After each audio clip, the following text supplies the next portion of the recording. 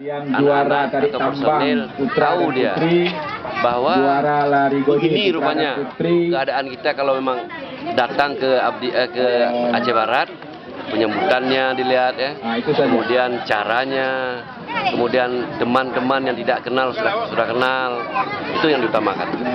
Dan yang kedua ada kunjungan ke makam pahlawan Kumar.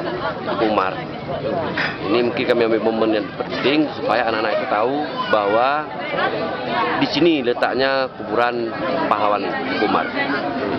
Selain itu, menurut pandangan daripada kawan-kawan di Kabupaten Saltia, melihat kinerja Pol PP dan WIH di Aceh Barat sendiri seperti apa selama ini?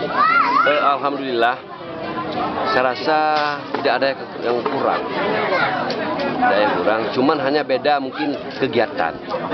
Jadi semua tupoksi Aceh Barat dan Aceh Barat Daya, saya rasa itu sama, karena kita jalankan sesuai dengan aturan yang berlaku. Apakah ini ada tujuan, ada kaitannya dengan pembaharuan tahun untuk memperbaharui semua aktivitas di Pol PP sendiri? Khusus dari Aceh Barat Daya, setiap akhir tahun orang ini sering rekreasi. Jadi rekreasi yang model-model begini belum pernah. Jadi sehingga tahun ini kami coba berhubungan langsung dengan Kasat Pol PP Aceh Barat Daya.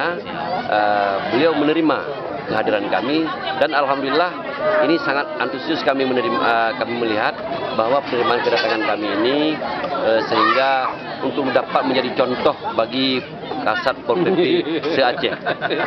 Juga karena ini ya, selama ini kan aktivitas begitu ini ya, bukan hanya pelajar dan mahasiswa saja, warga biasa yang melakukan rekreasi, tapi Pol PP juga seperti itu ya. Iya.